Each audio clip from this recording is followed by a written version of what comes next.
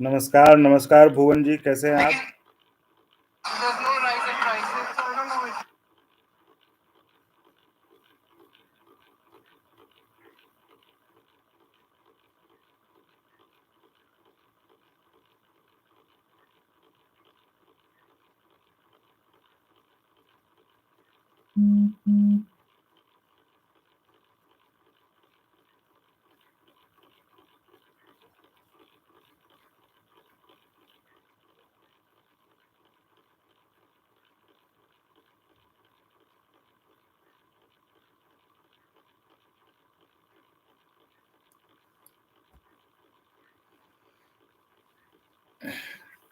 हाँ, अमित जी नमस्कार, कमांडो संतोष जी नमस्कार, दुष्यंत जी नमस्कार, सबको नमस्कार है। और 8वां वेतन आयोग तो सब समझ ही गए होंगे, अब तो कुछ बचा होगा नहीं। कल तो सब आपको फिटमेंट फैक्टर वैक्टर सब बता दिया होगा कि इतना फिटमेंट फैक्टर हो गया। तो इतनी हँसी आई देख के, मैं देख रहा था आज कि किसी ने बताया कि 28 संगठन के लोग आए थे, है ना? इतने लोग आए थे, सब कुछ कल तय हो गया। तो तो मुझे खैर, लेकिन कल कुछ ऐसा हुआ कि मैंने तमाम चीज़ें रिकॉर्ड करने के बाद भी मेरा मन हुआ कि कोई फ़ायदा नहीं है, तो मैंने उसको छोड़ दिया। तो खैर, कोई नहीं। अ, तो मैंने आज तमाम साथियों को एक्सप्रेस लेवल जो जॉइन किए थे, उनको मैंने मैसेज भी किया था कि आप चाहें तो चैनल को अनजॉइन कर सकते हैं, क्योंकि जॉइन करने के बाद देखिए एक ज़िम्मेदारी बन जाती है, और मैं बहुत प्रिंसिपल वाला आदमी हूँ, सिद्धांत वाला आदमी हूँ। अगर वैसा नहीं होता तो आज मैं यूट्यूब नहीं चला रहा होता। तो उनको हमने कहा था कि जो भी 5-10 लोग हैं जो जॉइन करके चैनल सपोर्ट कर रहे हैं, वो आप अनजॉइन कर सकते हैं, क्योंकि देखो चैनल तो चलेगा ही, लेकिन ठीक है उसमें भी मतलब हमारी भी कोई उस तरह की कोई ज़िम्मेदारी नहीं रहेगी, जब जैसा होगा उस तरह से वीडियो बनाया जाए, क्योंकि बहुत समय जाता है और बहुत एनर्जी इसमें लगता है ना? तो वो संभव नहीं है, और ये कल जो है, मतलब मैं क्या बताऊँ, कल एक ऐसी घटना हुई जिससे मेरी आँख खुल गई। कल जब मैं रात में लौट रहा था, कल चूँकि जेसीएम के तमाम नेता दिल्ली में थे, कल बैठक हुई थी, सबसे हमने रिकॉर्ड किया, सबसे बातचीत हमने किया। तो ये ग्रुप डी वाले जो है वो मेट्रो में मिल गए। उन्होंने कहा कि सर आप, हाँ, तो ठीक है। तो उन्होंने बताया कि अरे सर आप इतना अभी जा रहे हैं और इतना मेहनत करते हैं, सुबह से अभी जाके फिर आप लाइव करिएगा। मैंने कहा क्या करेंगे, ठीक है करना पड़ता है, कर लेते हैं। तो उन्होंने कहा कि भाई आप इतना ज्वाइन करते हैं कि नहीं लोग? तो मैंने उनको ऐसे, मतलब ये सब बातें ऐसे ही चल रही थी। मैंने कहा नहीं, कहाँ, वो बहुत ज़्यादा ही। तो उन्होंने क्या कहा, अरे सर हम लोग कर लेते हैं। हम कह रहे अभी तो आप तैयारी कर रहे हो, कैसे नहीं नहीं, तो मैंने उनको समझाया बहुत करके। तो वो बात मेरे में हिट करेगी, बताओ एक आदमी जो अब जिसकी अभी नौकरी नहीं है, ग्रुप डी वाला, वो कह रहा है, वो समझ रहा है कि भाई मुझे सुबह से लेके शाम तक लगा रहता, हमारे लिए दौड़ रहे, अभी मेट्रो में मिल गए थे, बात करते हुए जा रहे थे। मतलब हँसी मज़ाक में उन्होंने बात शुरू की कि बताइए, आप सर सुबह से लगे रहते हैं, फिर जाके लाइव भी करिएगा अभी, तो जॉइन करते हैं कि नहीं? कोई आप इतना जॉइन तो उन्होंने कहा कि हम कर लेते हैं सर, कोई नहीं, हमें जो पॉकेट खर्च होता है अभी हम लोग तो घर से लेते हैं, लेकिन कर लेते हैं सर, आप इतना करते हैं आपके लिए तो सही है। तो हमने उनको एकदम वहीं मेट्रो में फ़ोन निकाल, हम कहे नहीं, नहीं, आप देखो, आप लोगों को छोड़ा हुआ है मैंने, आप लोग मत करिए ऐसे। तो मुझे एक बात आया कि सरकारी कर्मचारी जिनके लिए कोई बड़ी बात नहीं, जिनके लिए हम चैनल की तरफ से इतना लगे रहते हैं, सुबह से लेके शाम तक, रात तक, उनको कुछ नहीं लगता। उसमें तो कुछ लोग ऐसे होते हैं, बड़े दावे के साथ कहते हैं, मैंने 4 बार बोला आपको, आपने पूछा नहीं, है ना? ऐसे-ऐसे लोग हैं, और मैं उनको समझाता हूँ, उनको नहीं समझ में आता है कि चैनल को थोड़ा-सा सपोर्ट करके जॉइन करना चाहिए। तो किस चीज़ के लिए मैं इतना अपना एनर्जी, टाइम, मेहनत किस चीज़ के लिए लगा रहा हूँ? चैनल तो देखो हमने एक्सपेरिमेंट हम देख रहे थे, हम तो एक्सपेरिमेंट कर रहे थे, दूसरे भी कंटेंट थे, दिल्ली इलेक्शन भी किए, तो वो भी धीरे-धीरे चल जाएगा, और ये भी जो ओपीएस का मुद्दा हो या सरकारी कर्मचारी का मुद्दा, एक दिन में तो चैनल चला नहीं, धीरे-धीरे ऐसे ही पिक करता है। तो वो हम कर लेंगे, हमें पता है कौन से कंटेंट, आखिर आप लोग भी तो आए ना भाई देखने के लिए आपके बारे में, हम तो उसी तरह उसकी होती वो हम कर लेंगे। तो इसलिए हमने कहा कि म भई हमारे लिए बहुत ज़िम्मेदारियाँ भी होती हैं, हमें सब कुछ देखना भी होता है ना, तो हम कोई सरकारी कर्मचारी हैं नहीं और ना ही हम कोई यूनियन में हैं कि हमें चैनल चला के आपका वोट लेना और ऐसा करना है। तो इसलिए मैंने कहा कि जो आप लोगों ने चैनल को जॉइन किया है वो अनजॉइन कर दें, आप भी फ्री रहें, हम भी फ्री रहें। हमें जब लगेगा कुछ ऐसा लगेगा हमें बनाने का होगा बना लेंगे, उसके बाद फिर जो है तो वो आएँगे, जो लोग आते हैं वो देख ही लेते हैं, है ना? तो इसलिए मैंने कहा था कि आप चैनल को अनजॉइन कर सकते हैं, कर दीजिएगा और बाकी चैनल अपने हिसाब से चलेगा कंटेंट, क्योंकि गवर्नमेंट एम्प्लॉइज़, तब मुझे दोस्त की बात भी याद आई कि अरे कहाँ तुम इनके चक्करों में पड़े हो, सरकारी कर्मचारी तो सिर्फ़ लॉ जानते हैं, दौ नहीं जानते। तो मुझे लगा कि छोड़ो खैर ठीक है। इसलिए मैंने कहा साथियों आप उसको अनजॉइन कर दीजिएगा, बाकी तो देखिए हमें जब जैसे वक़्त जैसा लगेगा, और वीडियो तो देखिए हम बनाएँगे ही बनाएँगे, तो उसको तो हम, क्योंकि अब हम इन सब चीज़ों से फ्री रहेंगे तो हम अपने हिसाब से करेंगे, उसको हम मेंबर्स वो कुछ उसका हम कर देंगे, पेड वाले वो वीडियो हर कोई नहीं देख पा, और वीडियो ऐसे होंगे कि देखेंगे ही लोग। तभी तो हमने ऐसे, तो इसलिए आज से ये जॉइन-वॉइन सब ये है। तो हमने कहा कि बताओ अगर हम इन अप्रेंटिस के लिए ग्रुप डी वालों के लिए अगर हम इतना कर दें, तो उनकी कितनी दुआएँ मिलेंगी। बताइए वो जो थे ग्रुप डी वाले जो लड़के थे, वो जो जा रहे थे मेट्रो में, उनकी भावना देखिए, उन्होंने कहा कि नहीं मैं कर देता हूँ सर, मैं कर देता हूँ। अभी हम कमाते तो नहीं है लेकिन हमें जो मिलता है घर से अपना पॉकेट मनी उससे करें, क्योंकि आप इतना करते हैं।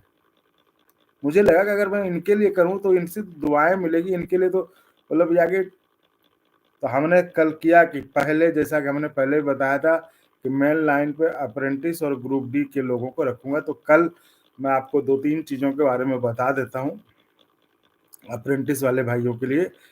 कल जो 4 थे जो कि 2019 में जिनका हुआ था, जिनका क्लियर हो गया था, वो उनको मतलब रेलवे अभी जो निकला है नया, उसमें से कुछ बीच में कुछ नया निकला है जो कि इतने सीट्स का।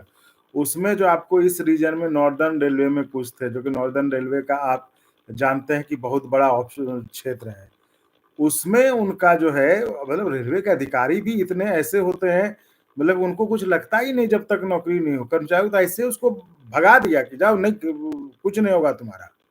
जबकि वो ग्रुप डी का 2019 में क्लियर कर चुका है, उसका डॉक्यूमेंट वेरिफिकेशन हो गया है, उसका मेडिकल हो गया है, और वो जब गया पता करने कि भाई जब हम 2019 से वेटिंग में है, तो ये जो अभी निकला है इसमें हमारा तो हो जाना चाहिए डायरेक्ट बिना किसी एग्जाम के, उसको मतलब धुतकार दिया। उसे दिखाया हमने कि भाई ये तो आपका कैसे, आपका तो बिल्कुल जायज हक बनता है। तो फिर वहीं पे आए थे वो शिव गोपाल जी के यहाँ, हम भी चूँकि कल मीटिंग थी जेसीएम की तो हम भी वहाँ थे। तो हमने तो आपको कहा था कि कल दिल्स के तमाम क जो कर्मचारी नेता हैं वो सब थे जेसीएम के। तो वो तो मैंने आपको बताया कि सबका हमने कल रिकॉर्ड किया, बहुत देर तक रिकॉर्ड किया, लेकिन फिर ये बात भी नहीं कि मेरे मन में ये थोड़ा-सा ट्विस्ट कर गया। मैं थोड़ा-सा वो आदमी हूँ उस तरह का, कि नहीं तो नहीं, ठीक है। तो हमने कल सब, तो कल वही, तो वहाँ पर फिर जो हमने कहा कि भाई आप बात रखिए अपनी, तो उन्होंने रखी वहाँ बात। शिव गोपाल जी ने तुरंत फ़ोन लगाया उनको और जो है फिर इन लोगों को भेजा, जो भी उनका होगा अपना सिस्टम, उन्होंने ये चारों गए। उसके बाद फिर वो आए खुशी-खुशी बताए कि हमें एंटरटेन कर लिया गया, हमारी बात हो गई, और उनको कुछ मतलब अगले वीक या कुछ समय दिया उनको। तो यही कह रहा हूँ कि ऐसे लोग अगर कोई ना रहे तो लोग परेशान हो जाएँ, अप्रेंटिस ग्रुप डी के बच्चे। बताइए, ऐसा नहीं कि वो अभी एग्ज़ाम देंगे, वो सब कुछ क्वालीफाई कर चुके हैं, उनकी नौकरी मतलब डॉक्यूमेंट वेरिफिकेशन, आप समझ रहे हैं ना कि सारे एग्ज़ाम क्लियर होने के बाद डॉक्यूमेंट वेरिफिकेशन होता है। आप समझिए उनको कुछ नहीं समझ रहा है अधिकारी। तो ये और को क्या समझेगा, है ना? तो ये हालत है, ये हालत है। तो इसलिए हमने कहा कि भाई ये तो मतलब बड़ी, तो फिर ख़ैर उन्होंने भी तो जो बाद में फिर वो लोग आए, फिर हमारी बात हुई, उन्होंने कहा कि हाँ सर, कल बड़ी अच्छी मुलाकात हो गई और उनका अपना जो है काम भी हो गया। तो हमने कहा कि नहीं ठीक है, तो वही कह रहा हूँ कि अप्रेंटिस के बारे में चल रहा है अच्छा, सब कुछ ठीक ही होगा। आप बस इंतज़ार कीजिए कि बढ़िया खबर आपको मिल जाए। इसलिए हमने भी कहा है कि अब हमने भी सोचा है कि हम फ़ोकस अगर करना ही हमें, तो हम क्यों ना अप्रेंटिस के लोगों पे करें, जिनकी माँग जायज़ है, जो परेशान हैं। ग्रुप डी के लोगों पे करें, जो जो बेरोज़गार हैं, जो जो महँगाई से शिकार हैं, उन लोग हम उन आम लोगों की बात करेंगे। ये कर्मचारियों का मुद्दा उठाने का कोई फ़ायदा नहीं है, इनको सब कुछ चाहिए, इनको कुछ दिखता नहीं है दूसरे का, है ना? उनको सिर्फ़ अपना चाहिए, उनको सिर्फ़ अपने सवाल चाहिए। तो ख़ैर हमें उस पर कुछ ज़्यादा ये नहीं है। लेकिन हाँ, ये है कि हमने सोचा कि अब ज़्यादा से ज़्यादा उनकी बात करें जो, क्योंकि नहीं कुछ मिलेगा। चलिए हमें अगर चैनल अपने घर से ही चलाना है, ऐसे ही चलाना है, तो हम भई वो उनकी दुआएँ तो मिलेंगी मुझे। कम से कम वो मुझे उस इससे तो देखेंगे कि हाँ भई, इसने जिस तरह से वो कल दोनों बात कर रहे थे, ग्रुप डी वाले और रेल अप्रेंटिस वाले भी। तो मैं कम से कम वही कह रहा हूँ, तो नहीं कुछ मिले, चलो कम से कम दुआएँ तो मिलेंगी, तो वही ठीक है। बाकी तो साथियों, और जो आज हमने थंबनेल रखा है रेलवे के लोगों के लिए जो जो अब जो नए यूनियन हैं, मुझे लगता है उनको अब हनीमून पीरियड उनका खत्म हो गया, उन्हें जो हरकत में आना चाहिए। क्योंकि जिस तरह से हमने एक खबर दिखाई थी कि ये ग्रेडमैन, पॉइंट्समैन, इनकी जो पेट्रोलिंग हो जाती है 12 से 16 घंटे बढ़कर एक्स्ट्रा आवर, क्या कहते हैं, एक्स्ट्रा टाइम हो जाता है इनका। ये क्यों? क्योंकि इनके जो रेलवे के लोग हैं, जिनकी नियुक्ति किसी और चीज़ के, लेकिन वो बाबुओं के घर पे काम करते हैं, तो उसको उसको देखकर रेल देश भर के तमाम कोनों से फ़ोन आ रहे हैं। और वो बता रहे हैं कि सर हमारे यहाँ भी ऐसा हो रहा है, हमारे यहाँ भी ऐसा आ रहा है। तो हमने सबको बोला है कि आप एकदम, आपके यहाँ भी ज अगर ऐसा कुछ हो रहा हो तो आप भेजें हमें व्हाट्सएप चैनल के व्हाट्सएप नंबर पर। आप कॉल ना करने लगे, आप भेज दें, मैसेज कर दें, मैं आपको कॉल बैक कर लूँगा। तो मैं उधर से आपको जो है कर लूँगा। तो मैं आपको फ़ोन कर लूँगा जो मुझे कुछ समझना होगा। तो ऐसा ही एक मामला आया है, ये जो नया ये है सोनपुर वाला, ईसीआर, ईस्ट सेंट्रल रेलवे। वो मैं आपको उस पर कल वीडियो बनाऊँगा। मतलब अब मेरी लंबी बातचीत हुई वहाँ के लोगों से, वो बता रहे थे कि नया यूनियन है, हम लोगों ने सोचा था कि बड़ा उसमें हिम्मत है, जोश है, क्रांतिकारी यूनियन है, लेकिन अभी तक वो हनीमून और पार्टी से निकल ही नहीं पाए हैं कि अभी नया है, जश्न चल रहा है अभी, तो उनका ध्यान कुछ और पे है। तो बड़े निराश होकर लोगों ने फ़ोन किया था। और ऐसी-ऐसी समस्याएँ बताई कि जो कि लगा कि भाई ये तो एक आम कर्मचारी के लिए अगर ध्यान नहीं देंगे तो फिर क्या करेंगे ये? अब जैसे आप देख लीजिए, दिल्ली में, दिल्ली डिवीज़न में डीआरएम ऑफ़िस के बाहर इतने दिनों से धरना चल रहा है। तो वो जो धरना दिया जा रहा है वो एनआरएमयू का, नॉर्दर्न रेलवे मेंस यूनियन का धरना है। अब अब मान लीजिए 14(2) में आप किसी को निकाल देते हैं। 14(2) बहुत बड़ी धारा होती है, वो राष्ट्रद्रोह के बराबर धारा होती है कि ऐसा काम आपने कर दिया जिससे वो मतलब अक्षम्य है, उसमें कोई क्षमा नहीं, उसमें कोई माफ़ी नहीं है। उनमें आपको निकाल दिया, उसको लेकर कर्मचारी के खिलाफ जो है एनआरएमयू के लोग बैठे हुए हैं धरने पर। अगर उस पे सारे यूनियन एक हो जाएँ, तो फिर वो ये इस तरह का मिसयूज़ हो पाया अधिक, अगर एनएफआईआर जो दूसरा संगठन है वो भी एक हो जाए, वो भी इस चीज़ के मुद्दे पे तो एक होना ही चाहिए ना। भले वो संग लेकिन होता क्या है, 2 यूनियन रहती है तो वो क्या करते हैं कि अच्छा ये वाला उठा रहा है इस मसले को, तो वो दूसरे में लग जाते हैं कि इसका प्रभाव ना बढ़ जाए कि इसने ये मुद्दा करके ये कर दिया, तो वो दूसरे वाले के साथ लग जाते हैं, वो दूसरे अफ़सर को बचाने लगते हैं। जिस अफ़सर के खिलाफ ये लोग धरना आंदोलन कर रहे होते हैं, वो दूसरे अफ़सर के खिलाफ लग जाते हैं कि इसको जो है नहीं करें। तो ये तो हालत है। ये कह रहा हूँ कि इस तरह से अगर यूनियनें कर्मचारियों के हित में सोचने लगे, कर्मचारियों के बारे में सोचने लगे, तो कर्मचारियों की परेशानी बिल्कुल खत्म हो जाए। हम तो देखते हैं कि ये मतलब 50-50, 100-100 लोगों के नाम पे एसोसिएशन बना के नेताजी खूब मौज करते, खूब बढ़िया से आते-जाते एकदम। और हम लोग आवाज़ उठाने, अब आपकी जो है इतनी ईमानदारी से आवाज़ उठाने के लिए भी आपको कहना पड़ता है जॉइन करो, तो भी जो है ये हालत रहता है। तो मैं कह रहा हूँ कि जो 100-100 लोगों का एसोसिएशन बना के लोग जब 50 लाख की गाड़ी से घूमते हैं, मैं वही कह रहा हूँ। तो इसलिए इसलिए मैंने कहा कि भई ये यूनियन अगर ये कहीं भी हो, अगर मान लीजिए जिस तरह की समस्या जो ईस्ट सेंट्रल रेलवे के सोनपुर डिवीजन की बता रहे थे, जिस पर मैं वीडियो बनाऊँगा, वो अगर यूनियन जोर से अगर कह दे, ठोक के कह दे, तो क्या वो किसी का मजाल है किसी अफसर का कि वो ना माने? और ये उन यूनियन के लिए भी है जो कि वहां पर हार गए तो वो शांत हो गए। भाई उनको यही तो वक्त होता है उनके लिए कि वो उनका विश्वास हासिल कर सके, जो जिन्होंने वोट दूसरी जगह दिया था, और अब अगर उनको लग रहा है कि उनकी बातें या उनकी जो अपेक्षाएं थी वो वहां से पूरी नहीं हो पा रही है, तो ये दोनों के लिए महत्वपूर्ण समय है। ये जो समय होता है, ये नहीं कि हम चुनाव में अगर हार गए तो हम शांत होकर बैठ जाएं। आप अगर उस समय उनका विश्वास हासिल कर लीजिए जो जिन्होंने किसी भी कारण से दूसरे पक्ष को वोट दिया, और अब उनको लग रहा है, क्योंकि देखिए अगर उनकी बात वहां से पूरी हो जाती तो वो हमें फोन नहीं करते, है कि नहीं? तो इसका मतलब है, और हमने पूछा भी उनसे कि भाई आपके यहाँ तो नया क्रांतिकारी यूनियन आया है इस बार चुन के, तो वो आप उनको क्यों नहीं बता रहे? क्या उन्हें कहा कि नहीं, वो सब भी अभी तो मतलब अभी तो जश्न में है, और अभी उनको कुछ समझ में भी नहीं आ रहा है। और तो भाई 2 महीने होने चले हैं, 2 महीने होने चले चुनाव के, तो अब भी नहीं समझ में आ रहा है। ऐसा तो है नहीं कि रेल के कहीं बाहर से चुन के आ गए हैं, तो रेल के ही ना। तो ये चीजें तो मतलब वही कह रहा हूँ कि जो जो विपक्ष में चले गए उनको भी ध्यान देने की जरूरत है, जो पक्ष में है उनको तो और भी जाग जाने की जरूरत है। वो तो मतलब इस तरह से वो लोग बता रहे, जैसे लग रहा है कि इस बार अगर इन्होंने इन चीजों पर ध्यान नहीं दिया तो बहुत मुश्किल हो जाएगी। वो मतलब ऐसे कहते कि ओपीएस के नाम पे तो आगे कर्मचारी भी ये मानता है कि ओपीएस है, ऐसा तो नहीं कि ओपीएस वो दिला देंगे कल, लेकिन कम से कम कर्मचारियों के जो मुद्दे हैं उनको तो उठाए, ये उनका रोना था।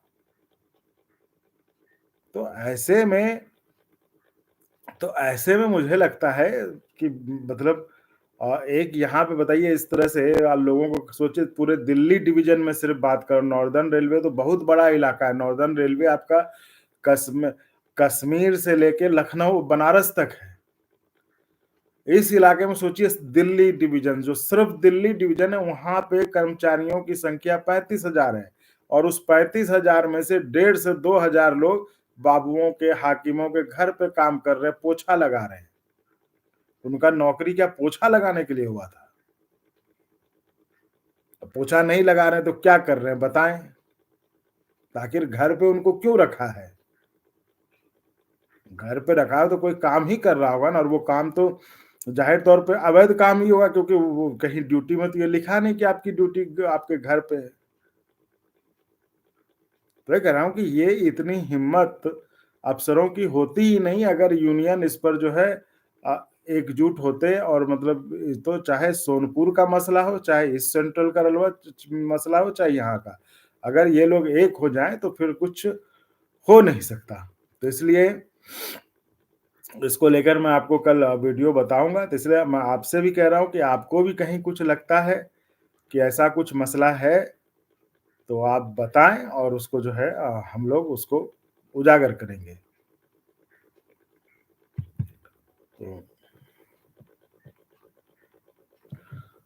तो साथियों, आपके अब कोई सवाल हैं तो आप बताएं, बाकी तो वीडियो में कल बना ही दूंगा। और मैंने बताया था कि 8 CPC तो आप लोग हाल देख ही लिए होंगे, उधर उधर बहुत सारे चैनल ने बनाया ही होगा। हालांकि हमने देखा बहुत मतलब जिनको कुछ पता भी नहीं है, जो एबीसी भी शायद नहीं समझते हुए उस बैठक का, उस पर भी नेता बन के ज्ञान दे रहे थे, और ऐसे ऐसे ज्ञान दे रहे थे जैसे लगता है कि बाबू वगैरह। व्यूज सब्सक्राइब का मामला था, खैर कोई नहीं, दूसरों पर हमें कमेंट नहीं करना है।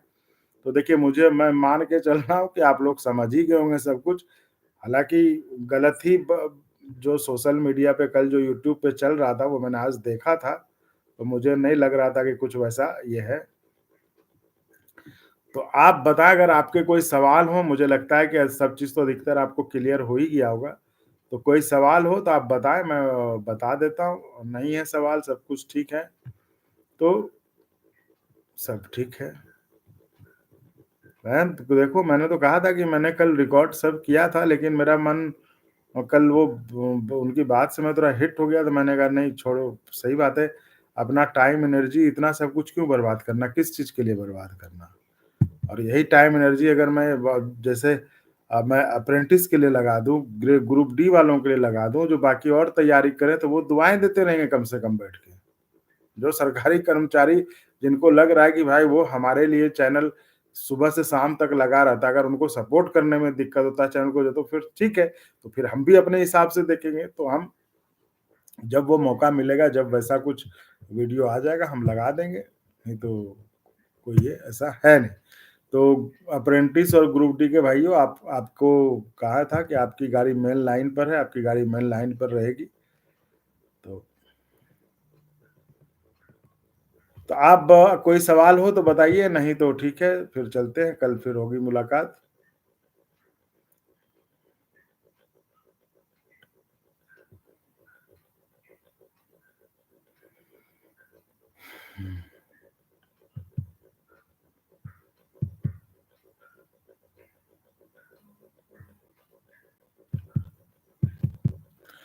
उसका तो आपको कहता रहा हूँ कि उसका तो जो शिव गोपाल जी अप्रेंटिस के बारे में क्या बोले थे, वो तो हम वीडियो आपका लगाएँगे ही, आप उसके लिए मत परेशान होइए, वो वीडियो हम आपको करेंगे, वो हम लगाएँगे आपको।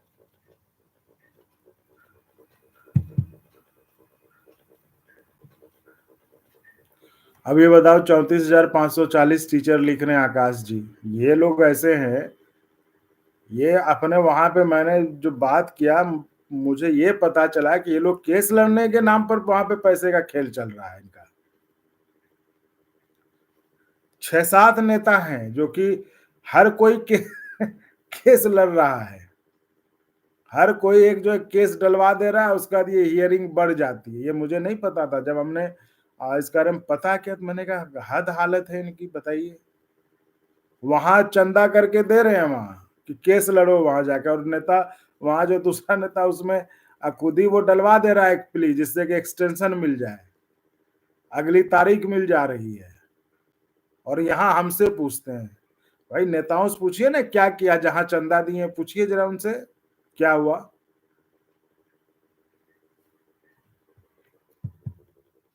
इसलिए 34,540 पे तो एक डिटेल वीडियो में सबसे बात कर रहा हूँ, सबसे समझ रहा हूँ कि आखिर मुद्दा कहाँ है। उस पे तो मैं बहुत अच्छा वीडियो बना रहा हूँ, उस पे बात करके मैं सही जानकारी के साथ बनाऊंगा।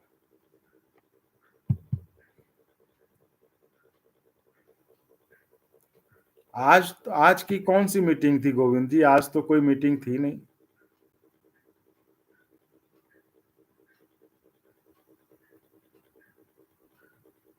नहीं तो आकाश जी, वही मैं कह रहा हूँ कि आप लोग चंदा दे, मैंने 34,540 वालों से भी कहा कि आप लोग चंदा दे देंगे, आपके नेता चंदा बन के क्या है केस का हल, वो हमें पता चल गया है। इसलिए मुझे बहुत ये होती है ना कि बताइए, चंदा दे दे के जो है नेता बना के वो जो है केस का तारीख पर तारीख ले रहा है वो। और ऐसा नहीं कि कोई कोर्ट अपनी तरफ से तारीख दे, खुद तारीख ले रहे हैं ताकि एक और जो है बढ़े। और वहां दे रहे हैं, यहाँ आपको चैनल को ज्वाइन करके सपोर्ट करने में आपको दिक्कत होती है। उसी तरह जो है कर्मचारी के नेताओं को है 50-50, 100-100 का जो एसोसिएशन बना के सब एकदम 50-50 लाख की गाड़ी से एकदम क्लफ मार के घूम रहे हैं। या आपके लिए कोई आवाज उठाता है तो उसको आप जो चैनल ज्वाइन करके सपोर्ट नहीं करेंगे। ओझा सर से बात हुई थी? कौन है ओझा सर?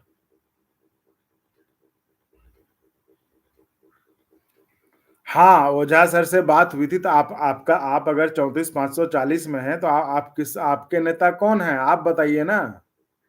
आकाश जी आप बताइए, आपके नेता कौन है? आप कौन से गुट के हैं? ओझा जी के हैं कि कपिल देव जी के हैं कि हसनैन जी के हैं? कौन से गुट के हैं आप? और आप जिस गुट के हैं उस गुट से पूछिए।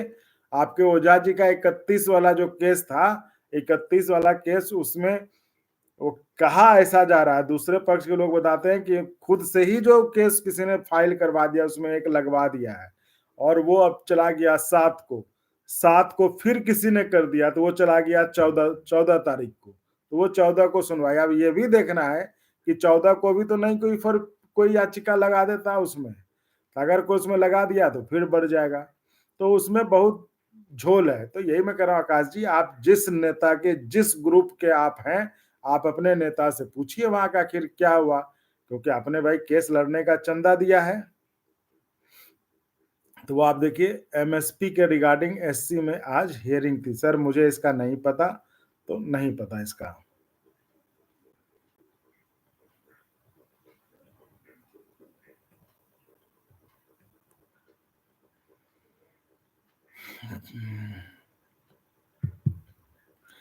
अप्रेंटिस पर जो एक ये दिक्कत हो रही, लोगों को फॉर्म भरने में दिक्कत हो रही, ओटीपी नहीं आ रहा उनका, तो ये थोड़ा-सा रेलवे की तरफ से हालाँकि कहा गया कि 2 बजे के बाद से ठीक हो गया, लेकिन वो आज मतलब फिर अभी तक ठीक शायद नहीं हुआ था, बहुत जगह इसको लेकर दिक्कत आ रही थी, तो इसको लेके थोड़ा ध्यान वो दिलाने की ज़रूरत है, उसमें करने का है, तो उसको जो है,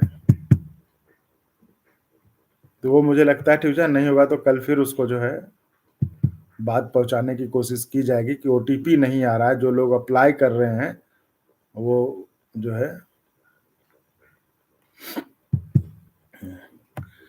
ओपीएस वाले गवर्नमेंट की क्या मजाल थी सर, अगर मिश्रा जी ने ओपीएस पर गवर्नमेंट को कहते 2 ओपीएस। अरे भाई, तो वो बताइए ना जो आप ही लोगों में से ओपीएस वाले लड़ रहे थे ना, जो गए थे अभी उनसे मिलने के लिए जितेंद्र सिंह जी से, उनको फूल गुलदस्ता दिया, तो उनका तो भाई उसके बाद फिर आ गया कि 18 महीने का डीए नहीं मिलेगा। तो भाई जब आप मतलब आप ओपीएस वाले खुद जाके मिल रहे हैं और कह रहे हैं, तो वहां क्या बात हुई?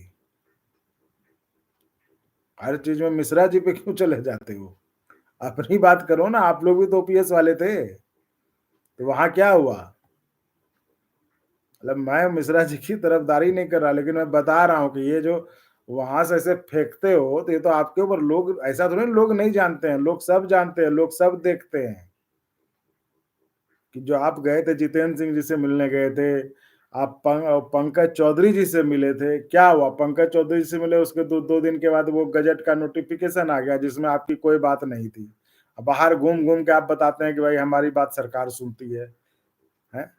तो इसकी भी तो जवाबदेही होनी चाहिए ना। हुँ?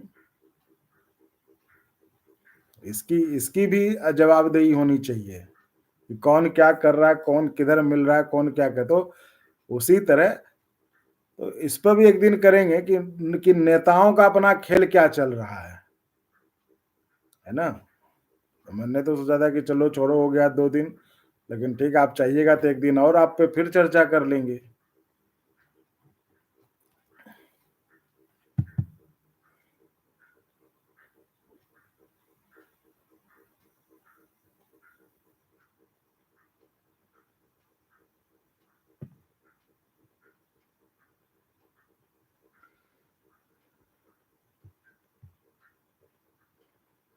देखो, जिस तरह से बिहार चुनाव का खौफ जो है सरकार के माथे पे, तो थोड़ा-सा मुश्किल लग तो रहा है, ठीक है? लेकिन जो बात हुई है कुछ उस पर से देखिए, मैं तो वही कह रहा हूँ पॉजिटिव, मैं भी इंसान हूँ, मुझे लग रहा है जो उम्मीद थी कि कुछ 2 चीज़ जो मैंने आपको कहा है कि कुछ चीज़ों पर बात बनी है, तो वो तो हम आपको जब भी अपनी बात होती है तो हम वो आपको सुनवाएँगे वो चीज़, तो उस पर जानकारी देंगे। लेकिन हाँ, 2 चीज़ पर कुछ हुआ है।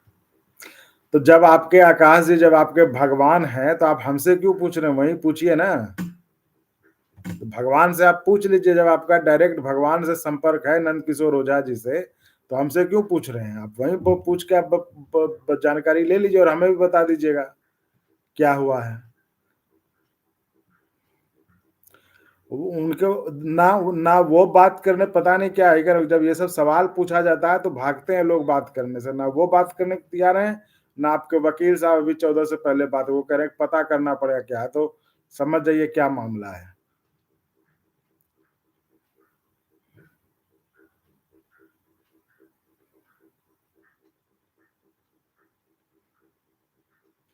ओपीएस वाले वो आप अपना समझिए, आपका कहाँ क्या है, ठीक है? बाकी वो आप समझिए, कर्मचारी तो आपसे पूछेगी, नेता आप हैं उनके। तो चलिए साथियों, ठीक है? आज के लिए इतना ही, कल फिर मिलते हैं।